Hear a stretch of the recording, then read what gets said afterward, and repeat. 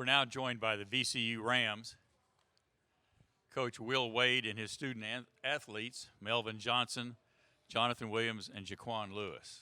We got Mo Alley Cox. Mo Alley Cox, thank you. Coach, your It's the first time Johnny's been confused for Mo. Congratulations and your thoughts about today's game.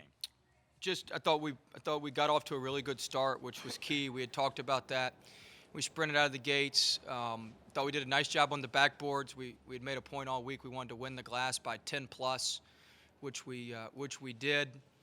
And I was really proud with how we responded to their run. When they went on their run to take the lead, we got a couple stops, and we were able to get into flow offensively. Melvin hit a big three to give us the lead, and then we pulled away down the stretch. I thought our free throw shooting was excellent, which is something we've spent a lot of time working on. And all in all, just a really well-played game on our part. And Oregon State's really good. Peyton's just tremendous. He did a great job of getting in the paint and making things happen. And Bruce has really come on as of late, but we had enough down the stretch. So very happy for our guys, happy for Melvin and Corey, our two seniors, and really, really proud of Jaquan and Mo, the way they played. They had a hard time stopping those two in a two-man game.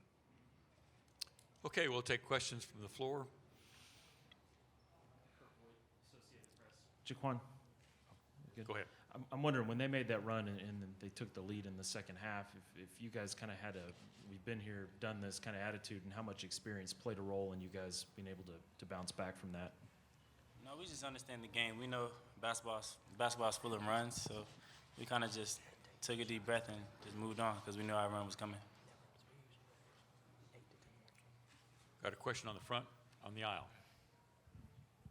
Paul Woody, Richmond Times-Dispatch. This is for Melvin and Mo. Would you guys please comment on the way Jaquan played today? He played really well.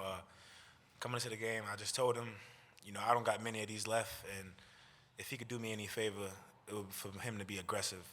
And he was extremely aggressive. He was really looking for his shot, and I think that's when we're at our best, when he's going north-south versus, trying to be overly decisive and ball screens. He was really good for us, and he made some big-time plays, and that's what big-time players do. Coming into the game, in the pregame huddle, Mel just told everybody, be aggressive. He said, if you're open, shoot the ball. Jaquan's a great shooter, and we want him to shoot the ball when he's open instead of being hesitant. So he made big threes today. And on top of that, I didn't even know he had such a great game until after the game. I looked at the stats. I said, 8 rebounds, 7 assists, or something like that. I was like, but very proud of him and the way he played. Got a question on the outside right. Greg Eklund for WCVE in Richmond, and this is for Melvin. The 1 3-pointer that you had, speaking of big threes, can you talk about that one? It was huge. It was a confidence booster. I think I still missed 2 after that, but it was just good to see the ball go in. I thought a lot of those was going in. I stayed in my shot. I shot it the right way, but that's just the way it goes sometimes. The ball don't fall. And Coach, of course, he gives me the ultimate confidence to continue to shoot. When Jaquan pitched it ahead, he yelled, shoot. So I had no choice but to. I shot it the right way. Once again, it went in, and it just, from that point on, I think the momentum shifted back to our way again. Question on the front aisle. Jaquan, could you talk a little bit about the way you were playing today and what you saw, and were you taking advantage of openings, and did you just want to push the ball up the court? Oh yeah, in the huddles, Coach Wade was emphasizing, pushing the ball in transition. And when I got rebounds, it gave me the ability to just get ahead of everybody. And when I had Mo coming down, setting drag screens in transition, which is very hard to guard, and it opened up some good things for us. Question on the left and the middle. John McKelvey, Norman Transcript. Just want to ask Jaquan and Melvin a question. With the possible matchup against Buddy Hield in the second round, what's your thoughts? Maybe Jaquan, you can start. What's your thoughts at guarding him and shutting him down? He's a great player. He's a great scorer. But, I'm sure our coach has got a good game plan for us. Yeah, that's on the coaches. Yeah. For the most He has 40, it's on me. For the most part, we're going to go out here, watch them compete. They're a big-time team. They have one of the best players in college basketball, if not the best. And, I mean, it's basketball in March. You can't necessarily, worry about who you're playing against. It's more so nameless, faceless. Go out, execute your formula, and, see what happens. To their point, we put everything we had into Oregon State. We haven't talked one thing about it. They couldn't tell. I mean, we hadn't talked anything about Bakersfield or Oklahoma. We've spent all week Oregon State. That's the only thing we cared about. It's the only thing we worked on. Half my team probably couldn't even tell you who the other 2 teams are that we could play. So, I mean, this is all we've been zeroed in on at this point. So we'll figure it out tonight. We have a question in the middle. Kind of going off that, then just want to ask, you guys really out-rebounded them in the second half. Do you think you can continue that going forward? Do you think that you guys can have that rebounding advantage over teams, down the road? I mean, we'll see. I mean, Oregon State, that was one of their weaknesses. I told the guys before the game, we got to out-rebound by 10 plus. They've been out-rebounded on the year. It's rare you run into a team from one of those conferences that gets out-rebounded. So that was something we needed to do. I thought the rebounding was important, but we came up with huge offensive rebounds. Jordan Burgess got the one and got the and one. We got some really, really timely ones. They did a good job in the first half. We didn't have any offensive rebounds at the half. We got 9 in the second half. So, we practice it. We work on rebounding quite a bit. It's a point of emphasis, and we'll see what happens. Like I said, I couldn't even tell you what Bakersfield or Oklahoma's rebounding numbers are on the year. I have no earthly idea. So we'll get into all that tonight. Question on the front, and then we'll go to the back. Coach, with you being back with this group and now the first time this season in the number 1 chair in the tournament, how nice is it, I guess, during a game like this when it gets close in the second half to look down the line and see a group that's so tournament tested and to have that experience to rely on in the second half when they made that run? Yeah, I didn't really call a timeout. I trust our guys. I trust our guys quite a bit. I trust this guy a lot. I trust, Jay with the ball and Mo and Corey and all those guys. So we've got a good level of trust, good level of connectivity between our team and the coaching staff, and that's that helps you win in March. But these guys have been through it, and you got to roll with them, and that's what we did today. And they came up, they came through big for us like I knew they would. Question on the aisle rear. Kyle Fredrickson with the Oklahoman.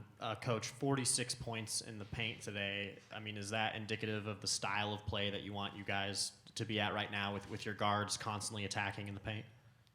Yes. I mean, that's a huge point of emphasis for us, is pounding that thing in the paint off of post feeds, off of drives, just putting a lot of pressure on the rim. We've been, in our wins, we've been very good at that. When we shoot a bunch of threes, we're spotty from 3. We were 4 of 20 today. Now we're one of those teams that shoot 4 of 20 today and shoot 14 of 20 on Sunday. That's just the way we are from 3. We led our league in 3-point percentage, believe it or not, because we had some really, really big games. We shot almost 40% as a team at one point. But we want to get inside out threes, pound the paint, play inside out, and so that's a huge point of emphasis for us, is being able to get that thing inside, whether it be off post feeds, the bounce, whatever. Do we have any more questions for our student athletes? Okay, we've got a question on the front.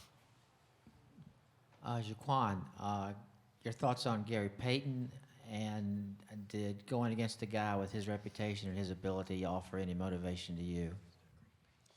I mean, yeah, he's a great player, but, I mean, we're all players at the end of the day. We just stuck to what we do. It wasn't really thinking about anything else.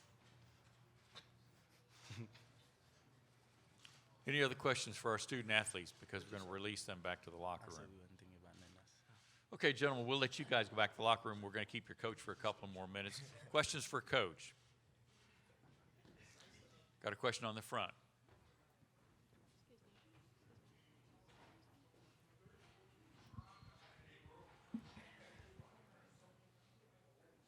Coach. Hi, Will. Hey, Paul. Coach Tinkle was talking about the physical nature that your guys showed, and I wondered how much of it was that, how much of it was the ability to your quickness and ability to get up and down the court. Yeah, I thought we had a pretty good athleticism advantage at a lot of spots, and we wanted to play in the open court and play in space where we could use our quickness advantage. They were bigger than us in most spots, but I tell our guys all the time, I'd rather be the quicker team than the bigger team sometimes. So we were able to use our quickness. We played small most of the game. That really we were going to try to feel it out, but we decided going small was best. It opened up some driving lanes. It opened up some space for our guys and got us to the single side drag screens and ball screens, which is where we really hurt them. But our guys played tough. Our guys were really good from the jump, and they deserve the credit for that. Further questions on the back aisle?